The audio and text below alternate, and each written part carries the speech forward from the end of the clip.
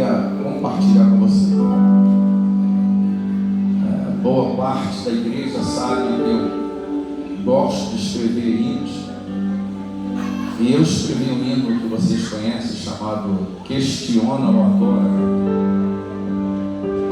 E eu estava numa cruzada em Goiânia, e esse jeito nosso de adorar a Deus com os olhos fechados, e eu estava lá junto com a banda, adorando, e de repente, um abraço de um homem subiu e me abraçou forte. Achei que ele ia profetizar para mim, e fiquei aguardando a profecia, mas ele chorava, ele não falava, ele só chorava. E eu fiquei querendo puxar assunto com ele, e no momento oportuno eu o abracei também e disse: alguma coisa que o irmão quer falar? E para minha surpresa, ele iria me falar algo que iria me destruir por dentro. E talvez o verbo destruir para você seja ruim, mas é o único verbo que eu encontrei para poder expressar qual foi o meu sentimento naquela hora. Porque eu descobri que eu não sou tão crente quanto deveria. Descobri, pastor Rael, que penso que sou, e acho que eu tenho que melhorar muito, porque ele disse assim: continue adorando. E ele fez questão de ficar no final da canção, que eu coloquei a letra assim: eu prefiro adorar. E ele insistia para que eu ficasse aqui: eu prefiro adorar. E eu cantando ali junto com ele: se ele nada fizer, eu uso a minha fé, eu prefiro adorar.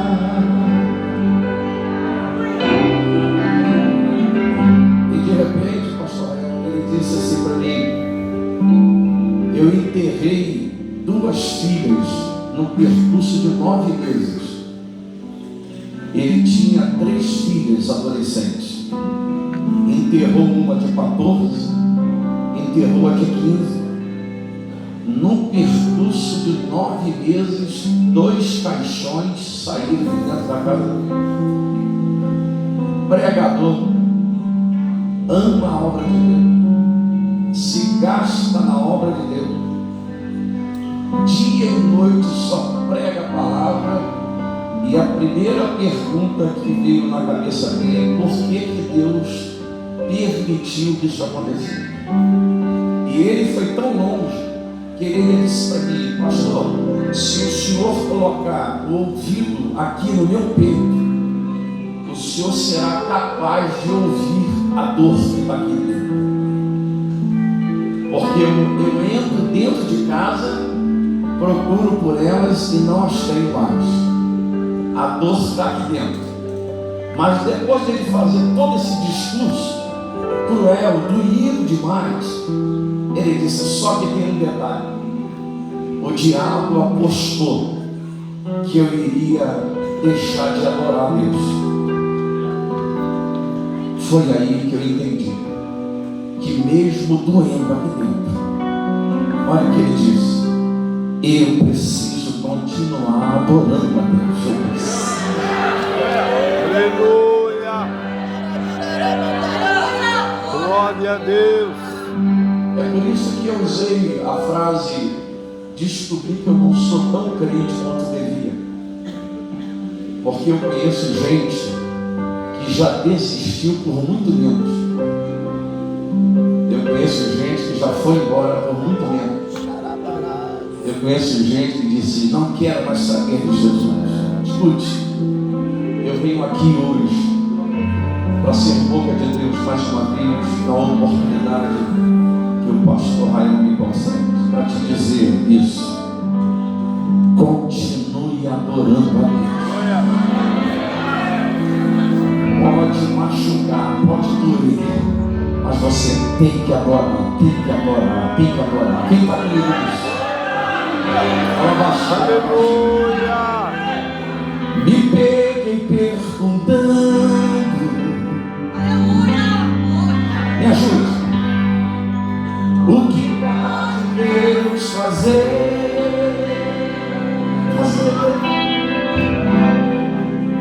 Mudar todos os planos, fazer o seu querer,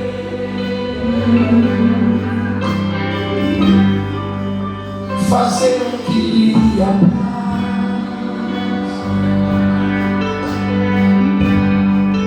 sem dar explicação.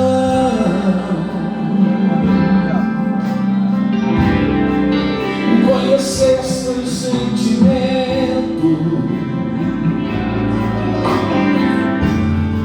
avaliar sua reação, e se ele não quiser fazer o vento cessar, e se ele não quiser o mar acalmar, e no meio dessa tempestade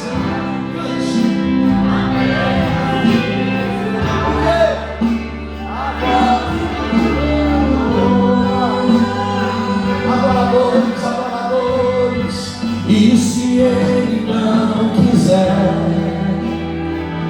matar a fome, te levar pro deserto e te deixa só, e no meio da diversidade um exército inimigo vier te afrontar.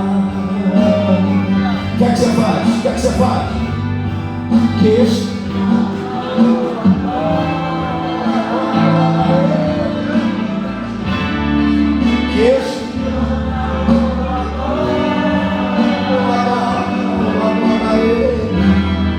Se ele nada fizer, me mostre a sua fé, questiona ou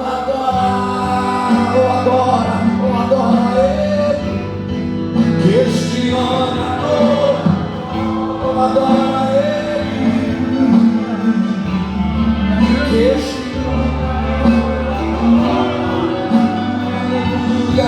aleluia. Se ele nada fizer, me mostre a sua fé, questiona ou adora. Levante a mão direita assim pra gente terminar dizendo: eu prefiro.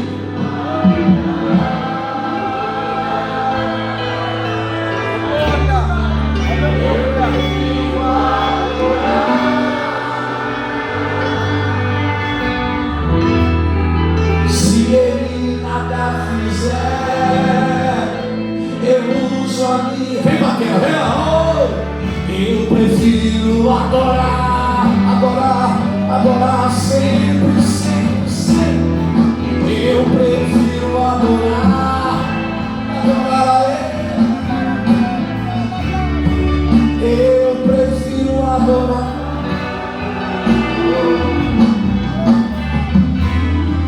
Se ele nada fizer, eu uso a minha fé. Eu prefiro adorar. Tem glória a Deus aí,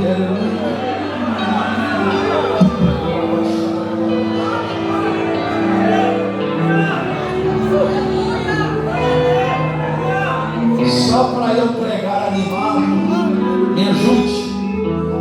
Fala para o vizinho assim: você tem que adorar sempre. Fala para ele: você tem que adorar sempre. Se ele tiver animado, ele vai dar glória a Deus. Aleluia.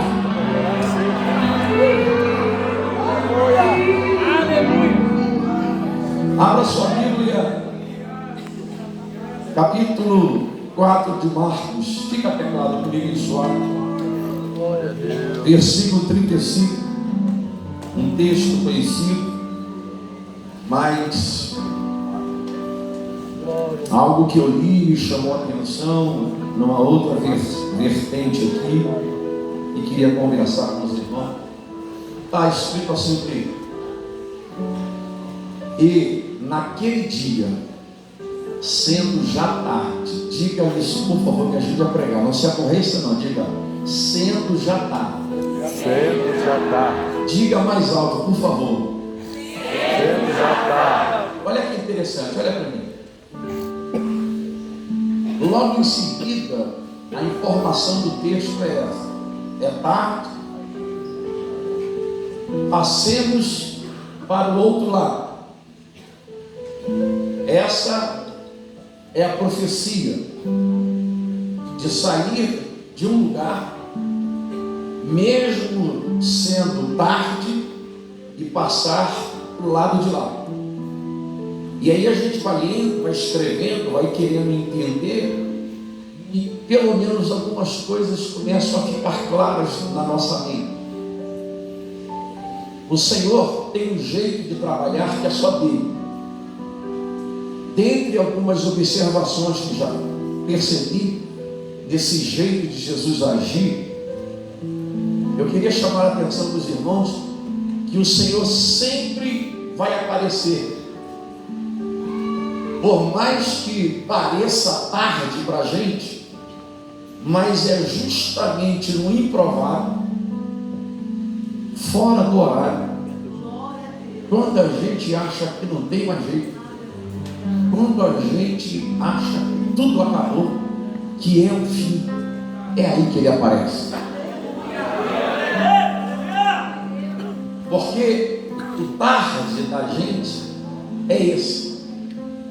É a angústia que toma conta, é o desespero que bate, é a impossibilidade de ver milagre acontecer, e a gente não consegue compreender, na verdade, essa fase, ou esses momentos que a gente, e o texto é muito conhecido de todos os irmãos, não vou poder falar tudo, mas Jesus aparece justamente no improvável, quando todo mundo estava já sem possibilidade de viver essa experiência que o texto vai marcar. E aí, quando Jesus aparece, a informação é essa: ó, que tal a gente sair desse estágio que nós estamos e vocês me acompanharem? Mas acompanhar para onde, Jesus? Sair daqui implica em ter a decisão de acreditar que vocês estão perto de quem vai fazer um milagre, ou de quem tem o poder de fazer. O que eu queria dizer, em outras palavras, Jesus dizendo para eles, era assim: era Jesus dizendo, ó, larga tudo que está aí, esquece tudo que está aí, e atravessemos para o lado de lá. Só que tem que detalhe: atravessar para o lado de lá, literalmente, é você esquecer o que está do lado de cá. Atravessar o lado de lá é um desafio. E desafio você vai perguntar por quê? Porque nós somos pessoas muito exigentes. A gente quer um milagre, mesmo fora do horário, mesmo a gente já tendo perdido a esperança, mas a gente quer viver o milagre, mas a gente não tem coragem de sair do lugar. A gente quer viver o que precisa, mas não tem coragem de atravessar para o lado de lá. E atravessar para o lado de lá é acreditar que milagres acontecem quando você decide romper e sair dessa zona de conforto onde você espera o milagre. Milagre, ele é tão interessante. Eu vim agora no carro e comentei com o meu pastor. Eu estou com a minha irmã, eu tenho duas irmãs, e essa é a caçula. E alguém diria assim, ela se converteu já um pouco lá na frente, com seus 57 anos de idade. viúva, o marido perdeu o marido num acidente de carro, e aí não casou mais, sem filhos, mora sozinha lá no Rio de Janeiro, e agora eu estou feliz, porque a minha irmã vivia num momento de alegria, sozinha. Ela disse: meu irmão, estou indo para a igreja, e ela a vida inteira, porque eu me converti com 17, olha, ela e a outra, são duas, se converteram já beirando os 60 anos, mas estão sendo felizes por isso. Mas só foi a minha irmã se converter. Hoje mesmo eu estava no telefone com ela e perguntei: como você amanheceu? Olha a experiência de uma nova convertida, que ao ter um cabelo inflamado na virilha, foi arrancar o cabelo. Sabe o que é? Já foi para a terceira cirurgia, descobriram câncer maligno. Fizeram a segunda porque o caroço apareceu em outro lugar. E quando foi para a terceira, o médico disse que já estava surgindo o caroço em outro lugar. E quando arrancam o terceiro caroço, achando que é o final, vem a surpresa. O médico disse: metástase. E para ela, nova convertida, eu confesso para vocês que falo muito pelo telefone com ela, e eu disse assim: minha irmã, diz para mim, olha só, eu sou crente veaco, mas tem horas que a gente se vê diante de umas situações que a gente engasga, não é que a gente duvida, é que a gente engasga, fica faltando palavras. E aí eu engasguei quando ela disse metástase. Aí eu disse: qual é a experiência, minha irmã? Diga para o seu irmão de você, uma nova convertida, que não conhece muito ainda o Evangelho, poder ouvir isso do médico. Olha a resposta de uma nova convertida, que para ela nunca é tarde. Nova convertida, ela disse assim: o médico disse que é metástase, mas a última palavra ainda continua sendo de Deus. E a minha fé está me mantendo firme. A minha fé está me mantendo firme. Eu estou te dando um exemplo, porque pessoas que estão aparentemente condenadas, elas conseguem identificar que para Jesus nunca nada é tarde. Vou repetir: para Jesus nunca será tarde nada.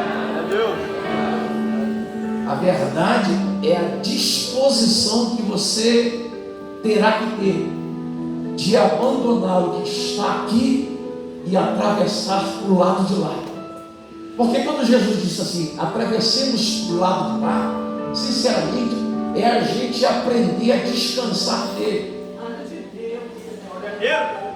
Não tem muita opção. Aleluia. E aí, quando eles atentam para essa necessidade de largar tudo para lá e atravessar para o outro lado, como Jesus disse, o texto vai dizer, coloca o próximo versículo ali, que eles então, eles se sentem obrigados a se despedir, a deixar a multidão. Versículo 36 fala disso, a abandonar a multidão. Diga essa frase aqui, me ajude a pregar. Diga: abandonar a multidão. A gente acha que é onde está a multidão que está o resultado que a gente precisa. E isso está errado. Não é a multidão que define milagre. Não é a multidão que define, não é nada disso. Deixar a multidão implica em você também, literalmente, falar assim: vocês são muitos, eu não sou obrigado a concordar com o que vocês concordam, viver do jeito que vocês vivem, andar do jeito que vocês andam, pensar da mesma forma que vocês pensam. a gente quer achar, a gente quer pensar, a gente quer viver dentro do contexto da multidão. E onde tem muita multidão, não significa que lá está certo. Às vezes vocês vão encontrar isso por aí. É uma linguagem, ou um linguajar que a gente usa, de que na verdade, hoje é um culto de ensino, a gente pode falar isso aqui, né? É só um culto de ensino. A gente acha que as igrejas que estão bombando, multidão, a gente acha que Jesus está lá. E onde as outras não tem tanto, você acha que Jesus não está lá. E para piorar, tem os abençoados aí, que a gente não precisa falar o nome deles, e eles vão para a internet, eles são tão corajosos na fala deles, e eu já disse isso aqui, vou repetir, porque é algo que eu de vez em quando sou obrigado a tocar nesse assunto. Eles dizem assim: vem para cá, sai lá do pastor Rael, só um exemplo, sai lá não acontece nada, aqui tem palavra, aqui tem louvor, aqui tem milagre, aqui você casa, aqui você compra carro, aqui você cresce, aqui você vai ter empresa, aqui. Então, existe um evangelho que estão se pregando nessas multidões de uma igreja que não sonha com a eternidade, que não sonha com o arrebatamento. É um evangelho que está sendo pregado de gente que quer crescer e viver aqui, não lá. Porque o evangelho de Jesus não se define em relação a esses discursos. E vocês sabem melhor do que eu isso. Nunca vão faltar o desejo de ouvir Jesus dizendo: vem do lado de cá, meu filho, larga isso aí. Mas você só vai atravessar se for para atravessar comigo. Atravessa comigo. Porque se atravessar sozinho vai morrer afogado, vai quebrar a cara. E tem gente que tem dificuldade de deixar a multidão, porque ele acredita que o milagre está onde está a multidão, irmão.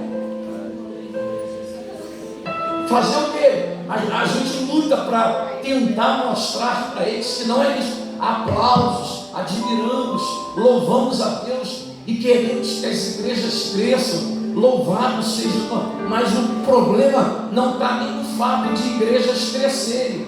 O fato está na forma como as pessoas se comportam. Porque crescer, cresce. Mas a questão não está aí. E aí, quando eles deixam a multidão, o texto em seguida vai deixar que eles levam Jesus com eles. Eles deixam a multidão e entendem de trazer Jesus no barco. O texto relata assim, essa propriedade que eles admitem de dizer o seguinte: não, se Jesus está no barco, então vamos junto, então vamos junto. Tem alguma coisa do lado de lá nos esperando.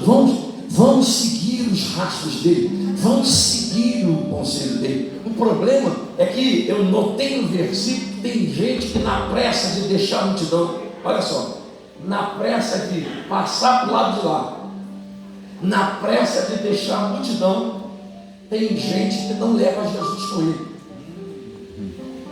Conhece gente assim? Ele está tão eufórico, ele está tão afobado, ele está tão, desesperado, que ele se esqueceu de levar Jesus.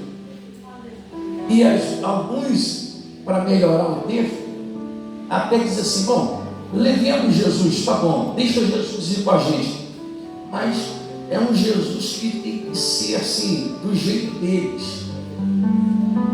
O Senhor tem que melhorar algumas coisas, porque na faculdade, no trabalho, no dia a dia dele, esse Jesus radical, esse Jesus que muita gente chama de outros nomes, não, ele tem que se adequar à realidade. Aí são pessoas que querem um nazareno diferente, um nazareno do jeito dele, não um nazareno na sua essência. Porque o nazareno na sua essência, ele não se molda a ambiente, ele chega no ambiente e o ambiente é que se molda a ele. Pegou a visão? Esse evangelho É um evangelho que muita gente às vezes não quer compreender. E aí eu estou lendo o texto, e o texto vai informar algo fenomenal que eu vou gastar uns minutos que tenho nessa parte final, que ela também é extremamente importante quando estava lendo. É que o versículo 37 vai dizer que eles já tinham atravessado, já tinham deixado a multidão, estavam levando Jesus com eles, e agora, diante de tudo que era favorável, surge um temporal. Diga isso, surge um temporal. E aí o temporal, esse temporal aqui é para ser estudado. Deixa eu te refrescar a memória, porque quando tem exemplo, eu estou vivendo da minha irmã, e hoje, com a Regina falando com ela, foi mês passado, ela disse que de tanta radioterapia e a quimioterapia que é feita, o médico disse que só vai poder examiná-la em julho. Olha só, ele disse que não pode examinar ela agora porque o corpo dela está cheio de radiação. Então, ela tem que esperar até julho. Olha que coisa na saúde, como é que funciona. Tudo pelo SUS. E aí, quando eu falava com ela hoje, eu disse, mas me fala, você. Ela disse, continua a mesma fé. Continuo de pé do mesmo jeito. Uma dor aqui, uma dor ali, mas Ele está presente na minha casa, Ele está presente na minha vida, Ele está presente, Ele está presente, Ele está presente.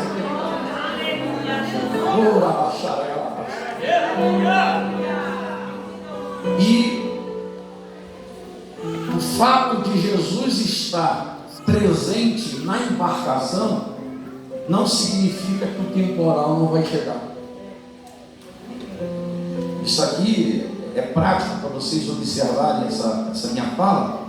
E eu estou conversando com vocês da forma mais simples possível, porque tem gente que acha, uma vez que tem Jesus, que serve a Jesus, que ama Jesus, que é fiel a Jesus, ele tem dificuldade de compreender os temporais que ele enfrenta. E pior que isso, é que tem gente, pastores, que chama temporal. Às vezes a pessoa está com azia, irmã Regina, tem um negócio assim estranho. Eu estou morrendo. O que é isso? Por que Jesus está dentro? Tem gente que pega uma coisa tão simples e transforma isso no temporal. Temporal de verdade, temporal quando ele vem para quebrar tudo. Temporal quando ele vem para afundar a barca. Temporal quando ele vem para deixar marcas, cicatrizes. Não é qualquer dorzinha, não é qualquer enfermidade, não. Temporais quando bate na frente é para você dizer se serve ou se você não serve, para você se identificar com a vida cristã que você tem. Então, quando o temporal, quando o vendaval chegar, porque a Bíblia diz que o sol brilha para todos, sabia? Às vezes me dá uma tristeza de que a gente acha que a bênção está só para quem serve. A Bíblia diz que o sol brilha para o justo e para o injusto.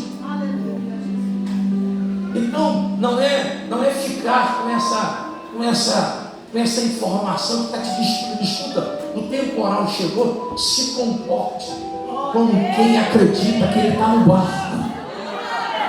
Se comporte como alguém que acredita que mesmo que o barco balance para lá, balance para cá e pareça que vai naufragar, mas ele está no barco. E só para o glória sair mais alto. O temporal não vai afundar o seu barco. Não vai.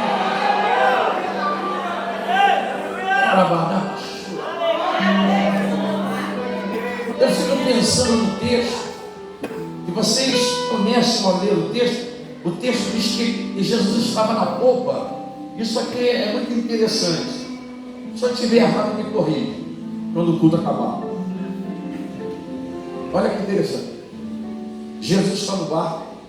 E Jesus, pastor Rael, Jesus vai para a popa do barco e vai dormir. Vai dormir. Louvado seja. Vou repetir. Se eu estiver errado, quando o culto acabar, vocês me corrijam lá fora. Se aquele que tem o poder de acalmar o temporal se aquele que basta apenas uma palavra dele e tudo cessa. Se ele é aquele que ressuscita, aquele que faz surdo, cego, enfim, se ele está no barco e foi dormir, se sou eu vou dormir junto. Porque se ele que tem o poder de cessar e a palavra dele acaba, ele foi dormir, por que os discípulos vão acordar ele? Não faz sentido isso. Porque está lá, o barco, vai ou não vai? Todo mundo desesperado. E está Jesus de Nazaré dormindo na popa do barco.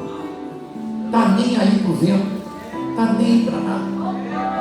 Todo mundo entra em desespero.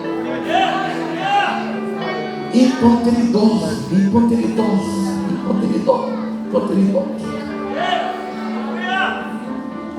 Vou levantar a mão aqui para falar uma profecia que talvez você nunca tenha ouvido, mas não é invenção da minha cabeça, não. Eu vou falar uma profecia aqui pautado no que o texto me recomenda. Olha aqui para mim. Se sentir vontade de agora, fica à vontade. Mas se Jesus foi dormir, eu acho que a gente pode dormir também.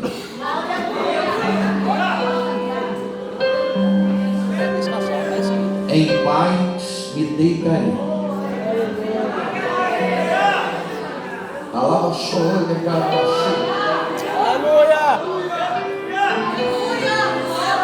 Sabe qual é a profecia que está nos meus lábios?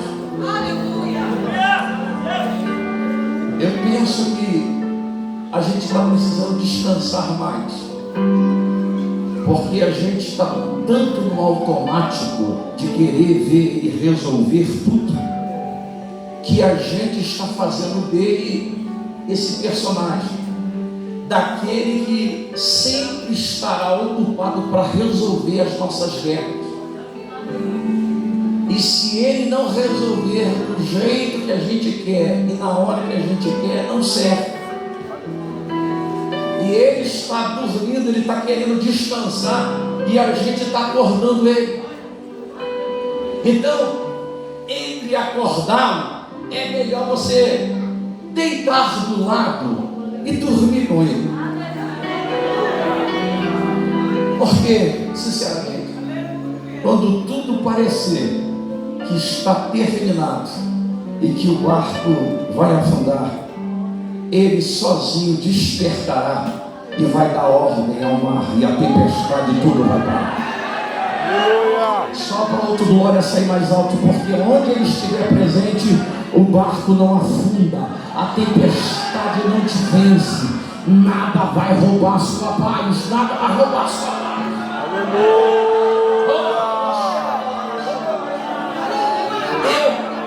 Eu tenho irmã Regina, às vezes fui pegado assim. A irmã Regina e o pastor Rael são isso, essas pessoas. Eu conto as minhas agonias para eles, gosto de partilhar com eles, mas assim, irmã Regina, às vezes eu estou me perguntando assim: por que eu estou tão preocupado em querer resolver do meu jeito? Por que eu fico angustiado em querer que seja para ontem? Por que eu estou colocando Jesus na parede para resolver algo tão rápido? E se ele não resolver, não serve. Tem que ser na hora que eu quero, do jeito que eu quero. E eu acho que, sem querer agredir ninguém, eu acho que deve ter alguém muito parecido comigo aqui nessa noite. A gente fica numas angústias, porque um temporal, um vendaval está tão grande na vida da gente. Senhor, resolve. E Jesus está querendo dormir. E a gente está, levanta. Senhor, vai afundar, vai. Leia o texto, que vocês vão perceber que quando eles despertam Jesus dá uma bronca nele. O problema, sabe onde está o problema? eu fico vendo que uma das grandes dificuldades nossas é que o interesse de Jesus é nos encontrar em movimento. Diga essa palavra, movimento. Você quer ver que coisa interessante? Eu estava comprando com o pastor Rael. Amanhã tem tarde da bênção, à noite tem tudo, e tem atividade. Vai começar o trabalho das mulheres. E lá tem atividade todo dia. Só não fica em movimento quem não quer. E isso aqui é profético, acredite se quiser. Eu não sou de ficar inventando profecia igual da escola.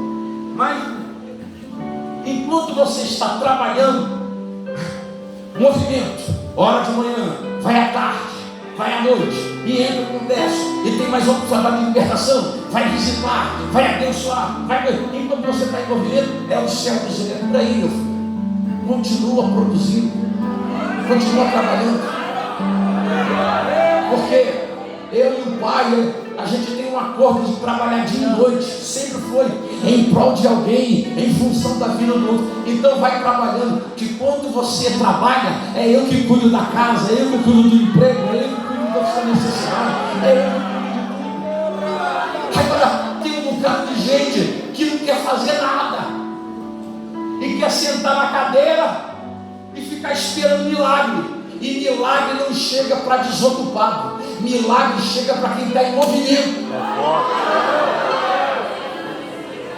Só para deixar seu irmão feliz, pega no braço dele e fala assim: é em movimento que tem milagre. É movimento. Diga para ele, sacode o braço dele e fala: reage, se mexe.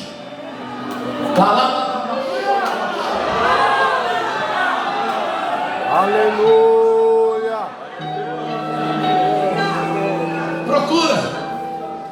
Procura referências de manifestação de Jesus com desocupados. Jesus está olhando para quem está em movimento, em atividade. Porque quando você se mobiliza assim, sabe, você não tem medo de pensar no problema. Isso aqui é um segredo bacana. Quando você está em movimento, você não olha para a dificuldade. Quando você está em movimento, você não está nem sentindo a dor do câncer espiritual. Porque você só vê reino, você vê glória, você vê presença. É louvor, é glória a Deus, é aleluia, é congresso, é tarde da bênção, é culto à noite, é maravilha, é pastor Rael que prega, é o irmão que vem, é o outro, é a congregação que está. Irmãos, está trabalhando quando você menos esperar. A dor foi embora, a enfermidade desapareceu e o nome de Jesus foi glorificado. Aleluia. Eu preciso partir para o término para te dizer isso. Não acorde Jesus. Deixa Jesus dormir e vá dormir com ele. Porque o problema não está nele dormir. Se ele está na nossa embarcação, deixa ele dormir. Acorda ele só para a hora necessária. Porque o que Jesus mais espera da gente, sabe o que é? É que a gente tenha aprendido a crescer. Porque crescer implica crescer com maturidade. E a gente está vendo um bocado de gente que não cresce. O pastor Rael prega, o outro pregador prega, o outro da congregação, todo mundo prega, mas ele não cresce, ele não amadurece. Ele é aquele crente que anda só na carona, ele anda na sombra, ele não amadurece. E crente que não tem maturidade, ele só dá trabalho, sabia? Então, pastor, o que você está dizendo? Meu irmão, deixa a prova vir. Deixa o temporal sacudir o barco. Deixa o vento soprar para onde quiser. Mas a profecia é essa: ele está no barco, ele está no barco. Ele está dormindo, mas ele está no barco. Oh meu Deus, olha se você compreendesse isso. Volte para casa hoje levando este recado da parte de Deus. O que a gente está precisando, na verdade, é voltar a dormir. Pode parecer ilógico e um absurdo uma colocação, e o Senhor tem liberdade de me corrigir se eu estiver errado. Aqui a gente está muito afobado. Percebado, pastor Rael. Já passou 2 dias, 1 semana. Cadê, pastor Rael? Não estou vendo, não. Volte a dormir. Talvez o que a gente esteja precisando é voltar a dormir, voltar a descansar. Mas não é o sono do preguiçoso, não é o sono do preguiçoso, é o sono de pessoas que confiam nele, que esperam nele, que dependem dele.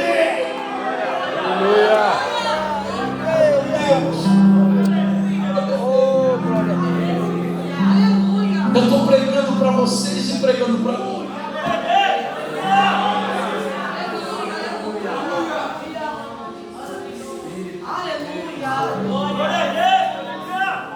Nove horas eu vou terminar. Alguém disse, pastor, mas essa prova sua está demorando demais, falando de um problema que eu carrego. E aí eu disse para ele, preciso dar uma resposta para esse cidadão, ser educado, porque ele está lidando com alguém que tem maturidade. Eu não sou menino. Não é Deus resolver na hora que eu quero para dizer que Ele é Deus. Meu amigo, a prova é o tempo de Deus. Só quero te dizer isso. Respeita o tempo dele. Espera no tempo dele. Vão descansar no tempo dele. E não é nada do meu jeito, querido. É que eu aprendi forjado assim. Mesmo no meio de uma dificuldade, seja ela qual for, eu continuar acreditando que Ele é dono da minha vida e Ele é dono da minha embarcação.